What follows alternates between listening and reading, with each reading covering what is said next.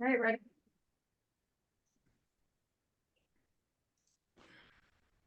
Okay. Hello, everybody. Welcome to the Landmarks Commission meeting for this Wednesday, February 21, 2024. Item A on the agenda is the information on how to join this meeting via Zoom, and it looks like we've all done that. Yeah, it's a nice format. I enjoy this. Item B, roll call. Stephanie. Everybody is here except for Stephen and Rebecca. And I'm Okay. not from either of them. Okay. Yeah, nor have I. Okay. Item C, approval of tonight's agenda. We have a motion to approve tonight's agenda. So moved. Second. Having a motion to approve in a second, all those in favor say aye. Aye. Aye. Anyone opposed? Is anyone opposed? No one's opposed? Okay, so the motion carries. Tonight's roll call, or excuse me, agenda is approved. Approval of the minutes from the January 17th, 2024 meeting. Do we have a motion? I'm sorry? Move to approve. Alder Johnson, okay. Second. In a second. All those in favor, reply by saying aye. Aye. Aye. Is anyone opposed? No one's opposed. Okay, the motion carries. Items for tonight, regular business. COA 24-06, consideration with possible action on a design review for a new sign located at 154 North Broadway. Jason. Yes, can you hear me? Yes. Excellent. COA 24-06 calls for a new sign at 154 North Broadway. That building is a non-contributing building in the Broadway-Dousman Historic District. That district was added to the National Register in 1999. The building was built in 2001. So in the packet, you have some information about the proposed signage. And I can't for the life of me think of any reason why you shouldn't approve it. That's my recommendation. Yes. Sorry, Jason. The one that's on the screen now is what was in your packet. We received an updated one that is now on your screen. That is the box form versus the channel form.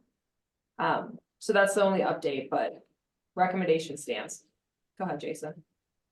Thanks. Yes, that's the recommendation. I note that typically we would require any foundation hardware to be mounted to the wall through the mortar joints. I would recommend the same here, but I wouldn't recommend making that a requirement given the non-historic nature of the building. Oh, thank you. I do have a question for staff about this, given that, as Jason pointed out, this is non-contributing and it's a very new building. Is it required by ordinance that this even comes before this commission? Yes. Okay. Anything in the district. We've even done infill properties, doing reviews on them.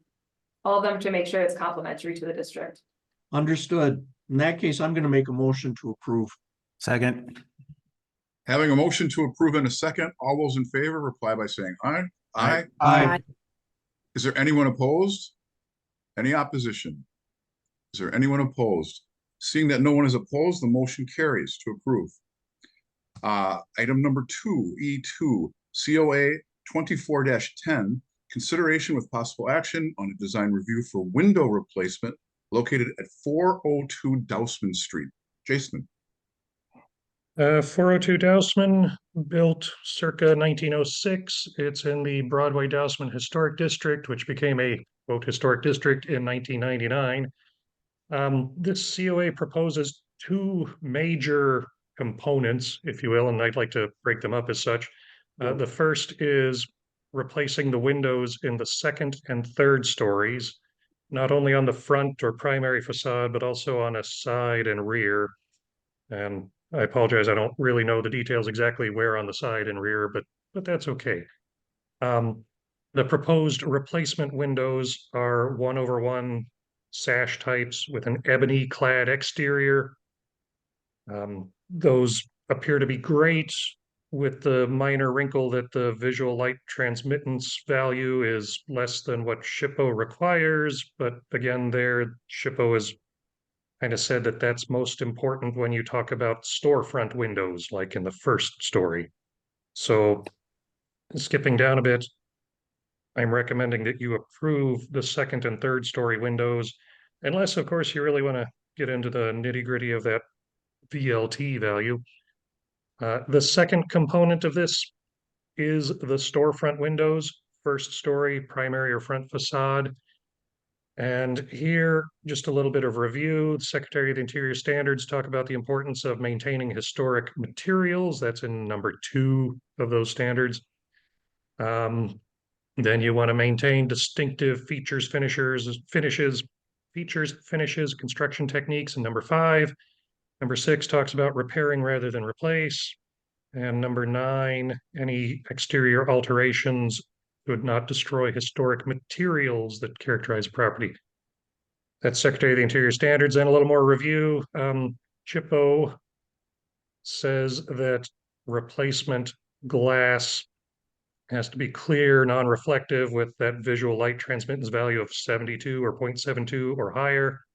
And SHPO has a requirement that we've really stuck to over the years, that the windows cannot have a metal clad or anodized finish. It needs to be painted, baked on, something like that. So on the storefront windows, I have 4 major reservations. I'm not sure if I've numbered them. Oh, yep, there it is. So first of all, we don't know if there is still historic glass block in the transoms above the existing storefront windows. And again, that speaks to the need or desire under the Secretary of Interior standards to maintain historic materials. So here we just don't know if historic materials are present, and the COA is requesting that we remove everything there and replace it with new stuff. So that's one consideration. Second consideration, there's a steel header visible above the first story storefront windows in the historic photographs. That steel header has some, metal rosettes welded or fastened to it in some manner. The proposed design of the new storefront calls for smooth metal panels to cover up the steel header. And again, we don't really know what that steel header currently looks like because it's currently covered up just like the transom space is currently covered up. So number 3, as I squint, that COA is specifically calling for the storefront windows to have an anodized finish. And that's per SHPO a big no-no. And as I mentioned earlier, the Landmarks Commission has successfully held the ground there that anodized finishes are inappropriate for storefront windows, including on the recent Bangkok Gardens building rehabilitation. And then finally, number 4. Do I have a number 4? Yep, there it is. That visual light transmittance value here for the storefront windows, it does not appear to have been specified, or if it has been specified, I don't see it. But I would wager that it's not 72 or higher. So for these 4 reasons, again, the known factor of how much historic material is here, and then specifying anodized finishes, I'm recommending that consideration of the replacement storefront material be either denied or tabled until further investigation has been conducted to determine the presence and condition of any historic materials that is currently covered up by paneling or other materials. Thank you. And we do Thanks, have the Jason.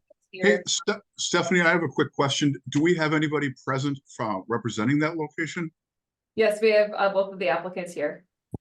Okay, and do we need to open the floor? Does the applicant? Motion to open the wish floor to hear speak? from interested parties. Second. Yes. Okay, so we have a motion. Is that a motion, Alder? Yes. And do we have a second? Second. Okay, the motion and a second to open the floor. All in favor, say aye. Aye. Okay, let's open the floor here so interested parties can speak. Can you hear me here? Or? Yep. Okay. That makes right above you. This one's for you.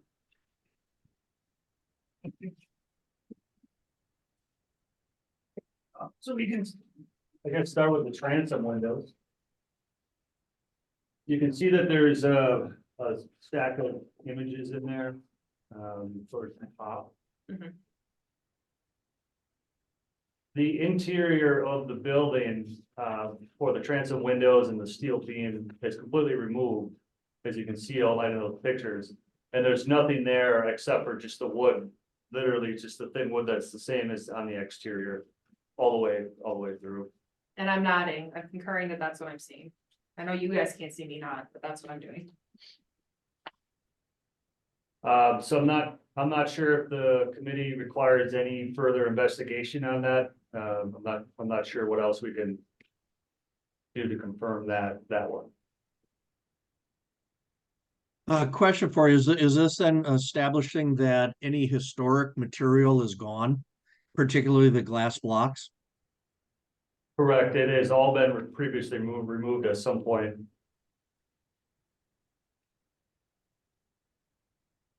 You're muted, Ron. Including the steel transom? No, the steel transom is there, and that's another item number 2, is that maybe the image, the design is not clear, but if you recall what 408 Dallasman looks like on the front where their beam is actually shown, ours is basically gonna match that design. So the steel beam will be shown with those windows. Which Just like it's outlined in like the bottom left picture there. You can see the steel beam is there with the transom windows underneath, just like 408. And then 408 kind of matches that. That's the look that we have outlined with our team.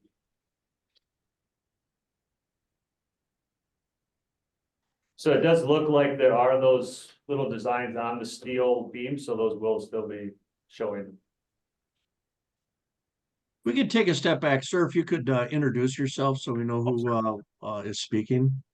My name is Michael Garso, and this is Michael Schwantes, the owner of the building. Could be easy to remember names. Good. So I would say that you've addressed first and second items successfully. How about the third and the fourth issues that Jason had? If you go to number 2 in your tab there. Okay. There's highlighted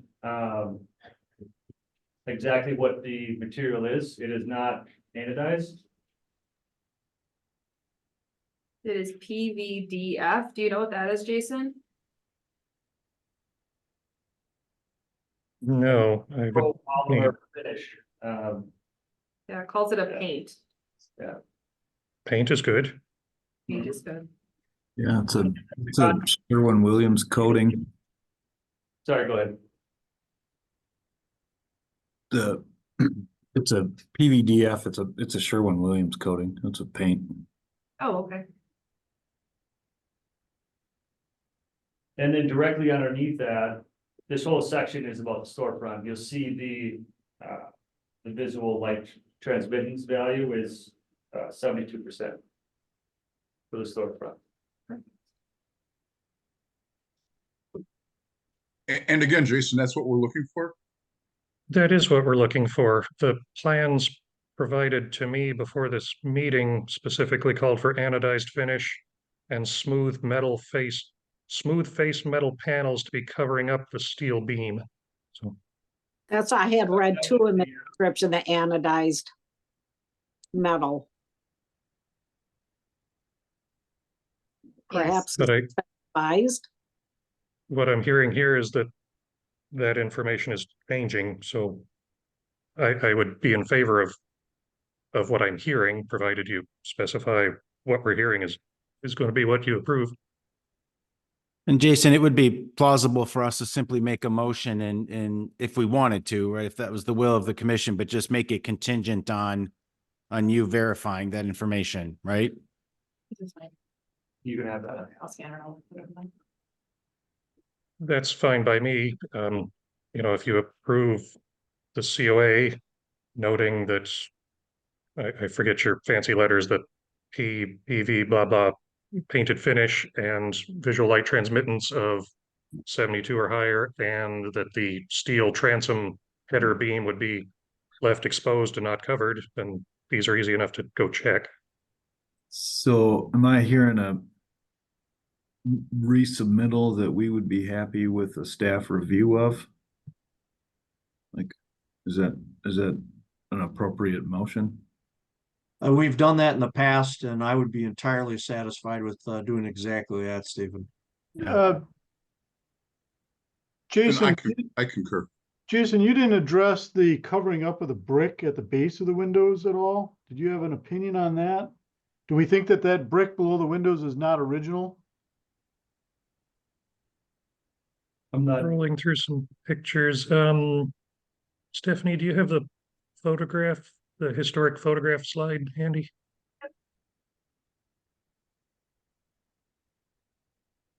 Can you zoom in on the bottom left photo? I think that's the oldest one.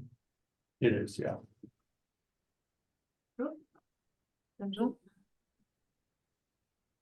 I would strongly suspect that that was not brick back in the day. What are we looking at? This, I believe. Yep. That Mhm. you believe is right. Okay. Second question I guess I would have, and is it relates to, you know, we're hearing now that the steel transom is going to be exposed and not covered up. The original windows under the building look like they're in the same plane as that steel transom. And while we can't really tell because of an awning, I would question if the storefront is in, again, that same plane or not. And I understand that maybe those existing windows or transoms underneath the steel beam aren't there, but is there, I'm not necessarily objecting as much as I'm just questioning if the drawing that the applicant has presented is actually going to be correct when they go to install that storefront. Second question I'd have is if you look at the left side of the storefront where that canopy is, the existing building right now, the glass doesn't go all the way to the stone. So something's going on architecturally on either the left or right side of the building, where the new storefront system, I don't think butts up against the stone. And I guess I'm just throwing that out there as maybe there needs to be a little bit more exploration in exactly what's going on before they order that new glass. I guess I'm confused about that black on the bottom left picture, that black there, that's on the top is the beam, if that's what you're referring to. Right, but the glass right below it, there's something going on with the original building didn't have storefront all the way up to the underside of that beam. They appear to have had angled entries, like a recessed entry in the, about the third and seventh bay or something as we count from left. Yep, that'd be the third, and that's the seventh. The one on Some the sort of, you're referring to is a doorway. so these were recessed into the plane of the building for entryways is my interpretation of the photo. Yeah, you look at the one on the right, it is, the one in the middle, as you can see, is out. At some point in time, as you can see in the top left photo, it was brought in. And which it still is that way. So I guess that changes the outline on the windows a little bit. Right, if you look at the top left photo, on either side of the building, left or right, there's a small gray vertical stripe next to the stone. Oh, that'll stay. Okay, well, that's not shown in the architectural drawing that was submitted. The drawing shows the storefront butting into the stone, and I think there's some construction there that really isn't being acknowledged. Are we talking about this strip Yep, here and then the lack of it right here? right.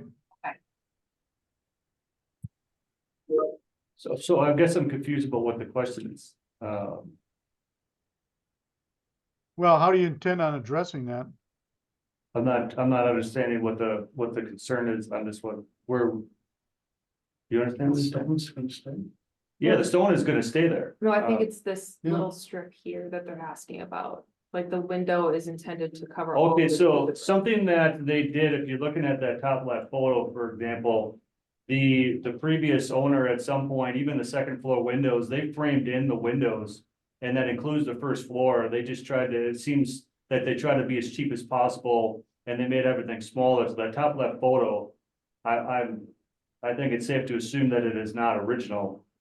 The best guess we have is based on the oldest photo that we have. And just to play what's different with the photos, that old photo that we're looking at the bottom left, you'll see that the center door is flanked by stone piers, which are no longer present. And over to the far right side, a stone pier has been introduced to set off that other entry. It appears that in the oldest photo here, the central door was probably to a set of stairs to get up to the upper levels. And the storefronts each had their own entrances, set to the right side of the storefronts. Actually, I got a question for Paul. You were talking about on the far right, there is a stripe of material immediately next to the stone, between the window and the stone. Is that what you're talking about, correct? Yeah, I'm just curious as to what they're gonna do there. And well, in Google Earth, I took a look at the image, and that is painted wood that matches the verticals that are above the glass. So to me, that whatever is there is certainly not historic. No, I wasn't claiming it was. I just curious from a construction standpoint, if their drawing's gonna work the way they have it. They may have to Okay. do a little bit more exploration when they demolish that. That there isn't something behind that painted wood that clearly is gonna come off. Got it. So that's the architect in you coming out, right? Do you know if there's anything behind that? There's nothing. It's just, it's, for lack of a better way to put it, it was installed in a very cheap manner. I mean, if it, for what it's worth, I mean, our goal is to restore the historical, so if something is located that is impossible to find at this point, it's gonna be incorporated into the design. Part of this was to try to match the other neighboring historic buildings, some of which that are historic, such as 408 Dousman. So this will blend with that extremely well.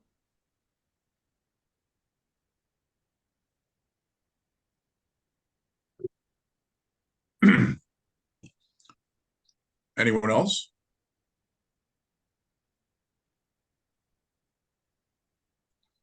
Motion to close the floor? Second. Having a motion and a second to close the floor, all those in favor say aye. Aye. I, Anyone opposed? Okay, the floor is officially closed. Make a motion to approve contingent on staff's review of, or verification of those outstanding items. Yeah, I think it can be that simple. Okay, I'll second that. having a motion and a second, all those in Just favor say aye. Quick question, sorry. Ron, not a Yes. question, but maybe just an observation for the property owners if they're not aware. Because I noted in the packet, it said that staff hadn't received a response on whether or not they intend to apply for the historic preservation tax credits. So just yeah. making sure that the applicants are aware that those exist and that they should take a look at those if they want to pursue those. But the other thing with windows in particular and doors, some of the tax incentives related to the Inflation Reduction Act, might be able to provide some financial incentive to the project as well. So just want to make sure that they're aware of that. Thank you, Alder. Thank you, Brian. So having a motion and a second to, as he said, upon approval by staff, all those in favor reply by saying aye. Aye. Is there anyone opposed? Is there anyone opposed? Is there any opposition? Okay, the motion carries. Thank you. I'll let Tom. Appreciate it. Okay. Item F, informational. Stephanie. We have some staff level COAs that were approved. We had a shed at 645 South Quincy. Normally sheds are approved at landmarks unless they are non-visible. This is behind some pretty heavy landscaping in the trees here, even though it's on a corner lot. We had an application for storm windows at 920 South Quincy. These do not include the front sunroof, so these will not be touched. I was very certain to verify that. So the rest of the house, the storm windows are being updated. We received a storm door application at 1010 South Van Buren. That's just gonna be a simple single play storm door. And then an installation of fence at 926 South Monroe. Okay, That is it for staff COAs. okay. And staff update?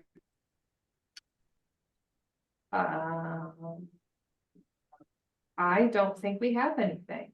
Oh, I have bad news.